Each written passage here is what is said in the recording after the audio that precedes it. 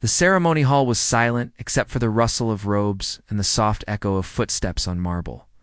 Sergeant William Hayes stood at attention, his eyes fixed forward, jaw tight. He had been a royal guard for 12 years. He knew the protocol. He knew when to look, when to move, when to breathe. But today, something felt wrong. King Charles stood at the front of the grand chamber, dressed in ceremonial regalia. Medals gleamed on his chest. His voice carried across the room as he honored a retiring ambassador. Everything appeared normal, perfect even, except for the way the king's left hand trembled. Hayes blinked.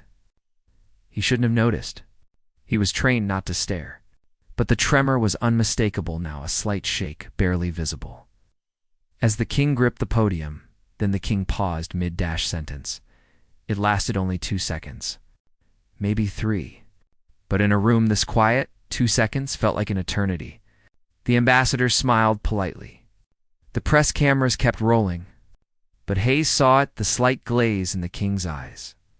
The way his chest rose just a bit too fast. Hayes's pulse quickened. His mind raced. Was the king ill? Under attack? Was this a medical emergency no one else had seen yet? He glanced left. The other guards stood frozen, oblivious. Behind him, rows of dignitaries whispered softly, unaware. Hayes had a choice. He could stay silent, follow protocol, wait for someone senior to act. After all, interrupting a royal ceremony was unthinkable. One wrong move could end his career. He could be seen as paranoid, reckless, disrespectful, or he could trust his instincts. The king resumed speaking, but his words came slower now. His grip on the podium tightened. Sweat glistened faintly on his brow. Hayes made his decision. Before you hear what he did next, if you love real stories that move you, hit that subscribe button. You won't regret it. Now back to William. Without breaking formation, Hayes shifted his weight. It was subtle just enough to draw the attention of the senior guard beside him. Their eyes met for a fraction of a second. Hayes flicked his gaze toward the king. Once, twice. The senior guard's face remained neutral. But Hayes saw the flash of understanding. Then Hayes did something no royal guard had done in 50 years. He stepped forward. The room didn't gasp. Not yet. Most people didn't even notice. But the king did. His eyes found Hayes, and for just a moment there was confusion. Then something else. Relief. Hayes moved closer. Every step calculated, his face calm. He positioned himself just behind the king's left shoulder, close enough to act, far enough not to alarm. The king's voice faltered again, and then it happened. The king swayed.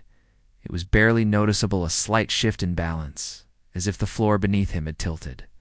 But Hayes was already there. His hand moved to the king's elbow, firm but gentle, steadying him without making it obvious. The king blinked, momentarily disoriented. Then his training kicked in. He finished his sentence, his voice strong again, as if nothing had happened. But Hayes felt it. The king's arm was trembling under his palm. The sweat on his skin was cold. Hayes leaned in, barely a whisper. "Your Majesty, are you well?" The king's eyes met his. There was no anger, no reprimand, just a quiet acknowledgement. "Stay close," the king murmured, so softly only Hayes could hear. The ceremony continued. The ambassador received his medal. Applause filled the hall. Cameras flashed. To the world, everything was perfect. But Hayes knew better. He watched the king's breathing, counted the seconds between blinks, noticed how the king's left hand now gripped the metal case too tightly, knuckles white. Something was very wrong. Hayes scanned the room. Security was tight, but this wasn't an external threat. This was medical, and time was running out. He made eye contact with the senior guard again. This time the message was clear. They needed a doctor.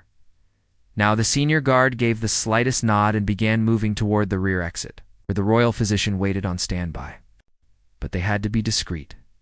If the press caught wind of this, it would spark panic. Headlines. Speculation about the king's health.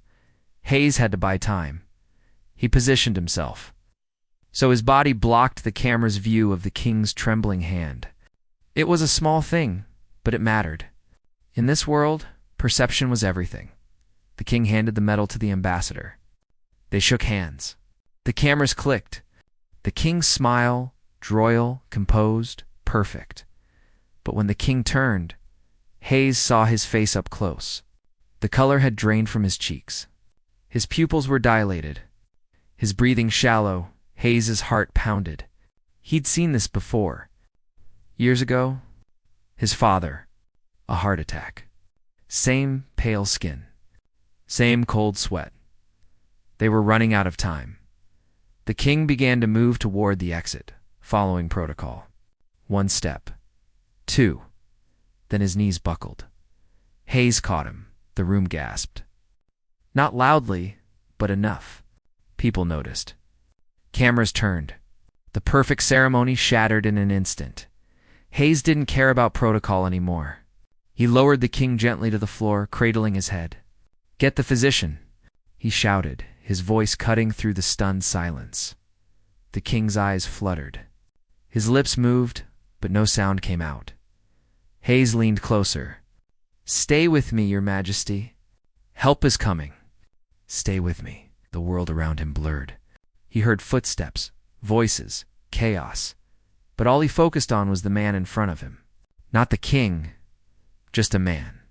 A human being who needed help. What Hayes didn't know yet was that his next 30 seconds would change everything. Asterisk, the royal physician burst through the crowd, medical bag in hand. 2 other guards cleared space, pushing back the stunned onlookers. The ambassador stood frozen, medal still in his hand, face pale with shock. "What happened?" the physician demanded, dropping to his knees beside the king. He was trembling, sweating. Then he collapsed, Hayes said quickly, his voice steady despite the adrenaline flooding his system. The physician checked the king's pulse, his eyes. He moved with precision, no wasted motion. "Blood sugar," he muttered. "Possible hypoglycemia." Hayes felt a wave of relief. Not a heart attack. Not a stroke. Something treatable. Something fixable. The physician pulled out a glucose monitor, then a small vial. "I need space," he said firmly. Everyone back. But the king's hand reached out, weak, shaking. It found Hayes's arm, gripped it. "Stay," the king whispered. His eyes locked onto Hayes. "Please." Hayes nodded. "I'm here, Your Majesty. I'm not going anywhere." The physician administered glucose. 30 seconds passed. Then a minute. The king's breathing steadied. Color began returning to his face. His grip on Hayes's arm loosened slightly, but he didn't let go. Around them, the room buzzed with tension. Security moved to escort the press out. Aides whispered urgently into phones. The ceremony was over. The damage in terms of public image was done, but none of that mattered to Hayes. All that mattered was the man in front of him, alive, breathing, recovering. "Can you hear me, Your Majesty?" the physician asked gently. The king nodded weakly. "Yes, I'm sorry. Don't apologize," the physician said. "You skipped breakfast again, didn't you?" The king's lips twitched in what might have been a smile. Guilty. Hayes felt the tension in his chest ease. The king was going to be okay. The crisis was over. But then the king's eyes found his again. There was something different in them now. Not weakness. Not gratitude. Something deeper. "You saw it," the king said quietly. "Before anyone else?" "You knew." Hayes didn't know what to say. He'd just been doing his job. Following his instincts. But the way the king looked at him made it clear this was more than that. "What's your name?" the king asked. "Sergeant William Hayes, Your Majesty." The king nodded slowly. "Thank you, William. You saved my life today." Hayes felt his throat tighten. "Just doing my duty, sir," the king said. 3 hours later, Hayes sat in a private room at Buckingham Palace. He'd been escorted here after the king was taken to his private quarters for rest and observation. No one had told him why. He assumed it was for debriefing. Maybe a reprimand. Maybe both. The door opened. The king walked in. Hayes shot to his feet. "Your Majesty, you should be resting, Sit William," the king said with a gentle smile.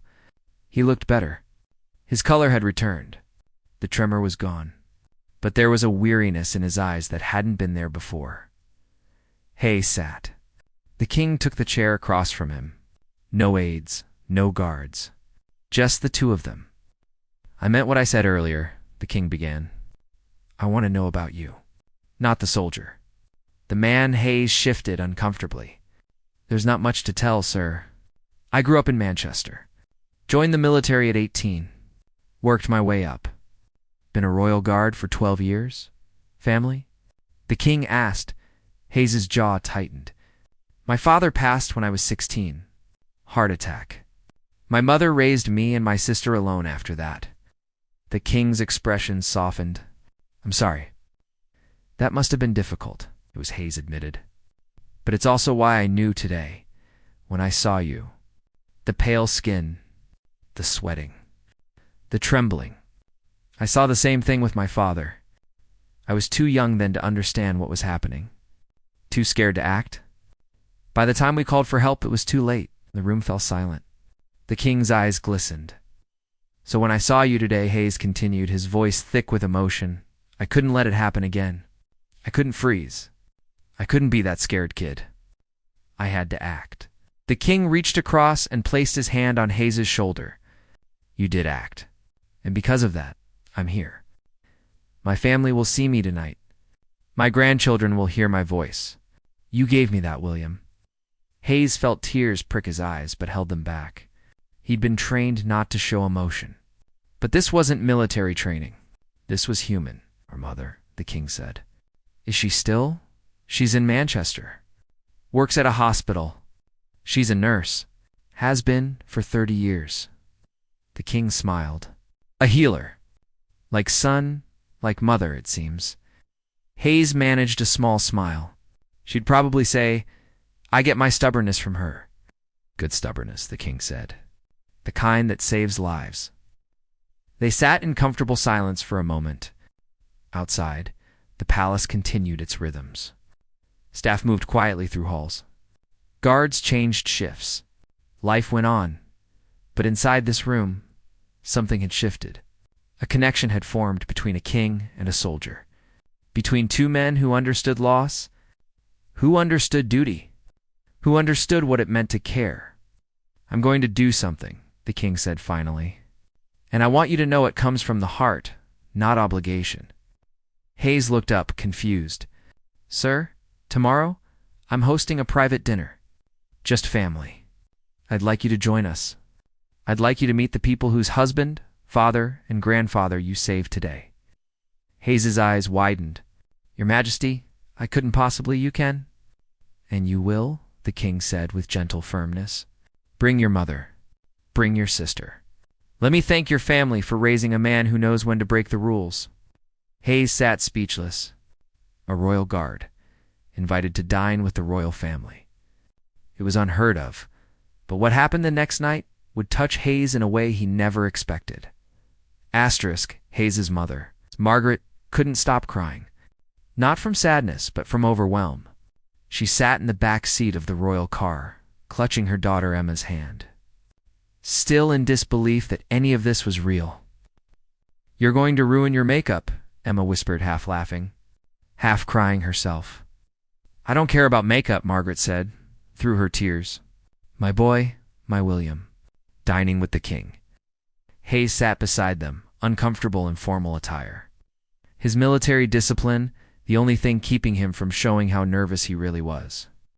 "My father once told me," the king began, his voice quiet but steady, "that the true measure of a person isn't in what they do when everyone is watching. It's what they do when no one would blame them for doing nothing." He held the medal between them, the moonlight catching its surface. "Yesterday, you could have stayed in position. No one would have faulted you. The protocol was clear. But you saw past the crown, past the ceremony. You saw a man who needed help, and you acted." The king pinned the medal to Hayes's jacket. His hands were steady now. No tremor, no weakness. just certainty. This medal isn't for saving a king, he said. It's for saving a father, a grandfather, a husband. For seeing the human being behind the title. That, William, is true courage. Hayes felt tears he could no longer hold back. I just did what my father would have wanted me to do. What my mother taught me, and that the king said gently, is what makes it extraordinary. You carried their love with you. It guided your hands, steadied your heart. They were there with you, William. In that moment, they were both there.